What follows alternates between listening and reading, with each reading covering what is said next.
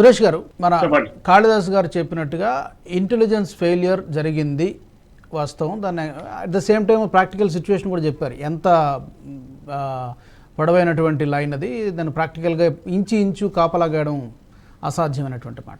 So చర్య ఇది, action ఇది, రియాక్షన్ ఎలా ఉండబోతోంది? ఏమైనా ఉంటుందా? ఇంటెలిజెన్స్ అంటే యాక్షనబుల్ ఇంటెలిజెన్స్ ఉండాలి. అటాక్ జరగబోతుంది అంటే ఇట్స్ జనరిక్ స్టేట్. మనం ఎప్పుడు చూస్తాం ఇంటెలిజెన్స్, స్టేట్ ఇంటెలిజెన్స్ ఉండొచ్చు, మిలిటరీ ఇంటెలిజెన్స్ ఉండొచ్చు. అది కాకుండా ఓవరాల్ రా దగ్గర నుంచి వచ్చిన ఇన్పుట్స్ కూడా there will be attacks on this day. Swearing in ceremony జరిగే రోజు పాకిస్తాన్ నార్త్ ఈస్ట్ లోని రాష్ట్రాల్లో దాడులు జరగవచ్చు అని ఒక జనరల్ అలర్ట్ ఇస్తాను. కానీ మీరు ఎక్కడి దాకా సర్చ్ చేస్తాం? నేను మొన్న లదాఖ్ వెళ్ళాను. లదాఖ్ ఏరియా చూస్తే మీకు ఒక అట్లీస్ట్ లేట్ సిటీ నుంచి మీరు బయటకు వెళ్ళి జన్స్కార్ వైపు కానివ్వండి, కార్గిల్ వైపు ట్రావెల్ చేస్తే మీకు ఒక 30 నిమిషాల తర్వాతనే ఒక మనిషి రోడ్డు మీద కనిపిస్తుంది, లేకుంటే బండి కనిపిస్తుంది రోడ్డు మీద. వెళ్ళే బండ్లన్నీ మోస్ట్లీ ఆర్మీ వాళ్ళ బండి, లేకుంటే అక్కడ ఈ బైకర్స్ వస్తారు చాలా, వాళ్ళ బైక్స్ మీద ఉన్న వెళ్తున్న వాళ్ళు కనిపిస్తారు. కానీ టూరిస్టులు చాలా తక్కువ కనిపిస్తుంది. మీరు ఆలోచించండి, అట్లాంటి స్పాట్ అఫ్ కోర్స్ లదాఖ్ లో జరగదు, ఎందుకంటే Ladakh is very very peaceful place. అక్కడ టెర్రరిస్ట్ కి ప్లేస్ లేదు. కార్గిల్ వైపు కూడా ఎక్కువ లేదు. కానీ జమ్మూ కాశ్మీర్ క్రాస్ చేయగానే definitely there is a sign that what will happen అనేది చాలా చాలా క్లియర్ గా వస్తుంది.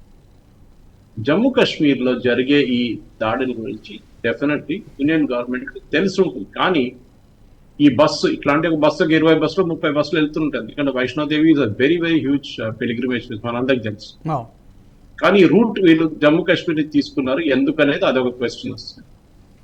ఓకే, యూపీ నుంచి వచ్చిన వాళ్ళు ఆ రూట్ నుంచి ఎందుకు తీసుకున్నారు? బహుశా వాళ్ళకి ఇంకేమైనా ట్రిప్ ఉండారు ఆ సైడ్. ఇంకా సార్ చెప్పినట్ల ఒకటి లోకల్ ఇన్పుట్స్ డెఫినెట్ గా ఉంటుంది. ఎందుకంటే ఒక అంబులెన్స్ చేయడానికి ఏదో ఇవాళ పొద్దున్నచ్చి కూర్చొని సాయంత్రం చేయడం కాదు. డెఫినెట్లీ ఆ బస్సు ఎక్కడి నుంచి బయలుదేరిందో అక్కడి నుంచి డెఫినెట్లీ వీళ్ళకి ఇన్పుట్స్ ఇచ్చి ఉంటారు. ఇట్లాంటి బస్సు ఇక్కడికి వస్తుంది మీ దగ్గరికి, ఈ బస్సుని మీరు should tackle it and then you do it. Definite గా there will be some kind of signal that will, అది ఉంటుంది. అది లేకుండా నడవదు, మనందరికి తెలిసి.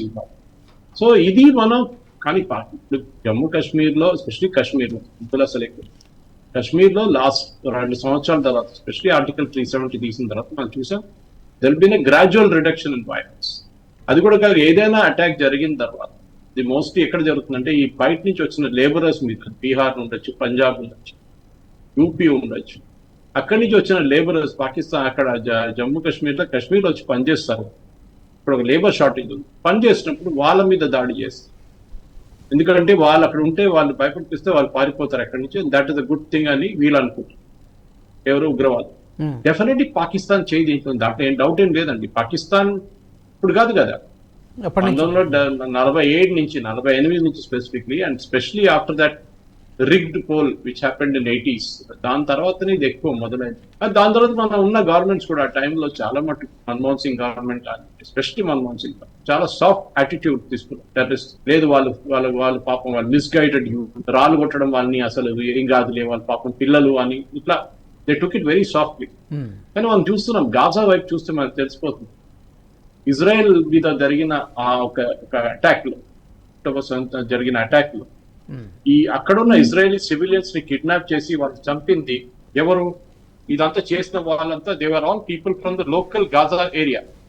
ఇక్కడ వాళ్ళు కాదు, గాజా ఏరియా నుంచి వచ్చారు. గాజా ఏరియా నుంచి వచ్చి సివిలియన్స్, ఇజ్రాయలీ సివిలియన్స్ కిడ్నాప్ చేసి తీసుకెళ్తారు. టెర్రరిస్ట్ తీసుకెళ్తే మనం మళ్ళీ దాని గురించి వీ కెన్ స్టిల్ యాక్సెప్ట్. కానీ సివిలియన్స్ చేశారు, బైక్ మీద వచ్చి మీరు చూసారు, మోటార్ సైకిల్ మీద వచ్చి, పికప్ వ్యాన్ మీద వచ్చి చేశారు ఈ పనులు.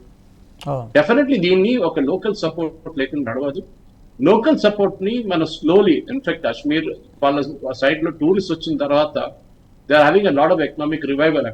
ఈ మీ డ్రై ఫ్రూట్స్ అమ్మడం ఉండొచ్చు, షికారా వాళ్ళు ఉండొచ్చు, ట్రాన్స్పోర్ట్ వాళ్ళు, వీళ్ళందరూ మంచి బిజినెస్ వస్తుంది.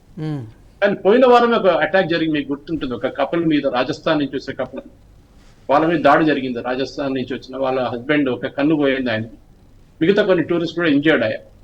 డెఫినెట్ ఇట్లాంటి దాడి జరుగుతుంది, ఇంకా ముందుకు ఇంకా ఉంటుంది. ఎందుకంటే every tourist cannot be guarded, అది చాలా క్లియర్. సెక్యూరిటీ ఫోర్సెస్ కూడా ఒక లిమిట్ ఉంటుంది, ఎవరిని కాపాడుకోవాలి, ఎట్లా చేయాలని వాళ్ళకి కూడా తెలుసు. మెయిన్ టూరిస్ట్ స్పాట్స్ లో ఎప్పుడు సెక్యూరిటీ ఉంటుంది. కానీ కొన్ని అవుట్లైయింగ్ ఏరియాస్, ఇప్పుడు ఇది చూసాం, చాలా డెసలేట్ ఏరియా, ఇది కావాలని చెప్పి వాళ్ళు డెఫినెట్లీ దే టార్గెటెడ్. వాళ్ళకి తెలుసు if you fire a bullet directly ఆ డ్రైవర్ మీద బుల్లెట్ ఫైర్ చేస్తే విండ్ స్క్రీన్ షట్టర్ అయితే ఆయనకి స్కిల్ ఉండదు హ్యాండిల్ చేయడానికి, అది అక్కడ పానిక్ అవుతాడు, బస్సు కింద వెళ్ళి పడిపోతుంది, అక్కడ దాంట్లో యాక్సిడెంట్ లో 10 మంది చనిపోతారు. చూడండి బుల్లెట్లు వీళ్ళు dead die in the firing. కానీ ఆ యాక్సిడెంట్ ఎందుకు అయిందంటే బస్సు మీద టార్గెట్ చేశారు, అది టైర్ మీద ఫైర్ చేశారా లేకుంటే విండ్ స్క్రీన్ మీద ఫైర్ చేశారా, అది మన తర్వాత ఎంక్వైరీలో తెలుస్తుంది. కానీ డెఫినెట్లీ దీనికి ఒక రియాక్షన్ ఉండాల్సింది. అది డెఫినెట్ 2 రోజుల లోపల వీరెవరు తెలిసిపోతుంది, వాళ్ళని పట్టుకుంటారు, ఎన్కౌంటర్ చేసేస్తారు, దాంట్లో అంతా ఆ స్టోరీ అక్కడే ఎండ్ అయిపోతుంది. కానీ నెక్స్ట్ అటాక్ చేసి వచ్చేదాకా మళ్ళీ మనం వెయిట్ చేయాల్సింది. ఇది ఏం చేయలేము మనం, this is on going thing. ఇది మనం 70 సంవత్సరాలు ఇచ్చి దీంతో మనం 65 అని చెప్పొచ్చు, 70 కూడా 60 సంవత్సరాలు మనం దీంతో వెరీ వెరీ సాఫ్ట్ స్టాండ్. ఆ సాఫ్ట్ స్టాండ్ ఇప్పుడు టఫ్ అయినప్పుడు ఇట్ ఈస్ హిట్టింగ్ పాకిస్తాన్. కానీ పాకిస్తాన్కి ఒకటే లాంగ్వేజ్ తెలుసు రాజు గారు, వాళ్ళ దేశంలో వెళ్ళి మనం ఇదే చేయాలి, మేము చేస్తున్నాం. అన్నోన్ మెన్ వెళ్ళి చంపుతున్నారు కదా చాలా మంది. Definitely I'm not saying our people are involved, భారతదేశం ఇన్వాల్వ్డ్. వాళ్ళ దగ్గర బలోచ్ సెపరేటిస్ట్ ఉన్నారు, వాళ్ళకి ఇరాన్తో గొడవ ఉంది పాకిస్తాన్కి. ఇది అన్నీ ఉన్నప్పుడు అది కాకుండా తెహరీక తాలిబాన్ వైపు నుంచి ఆఫ్ఘనిస్తాన్ వైపు నుంచి దాడి చేస్తున్నారు.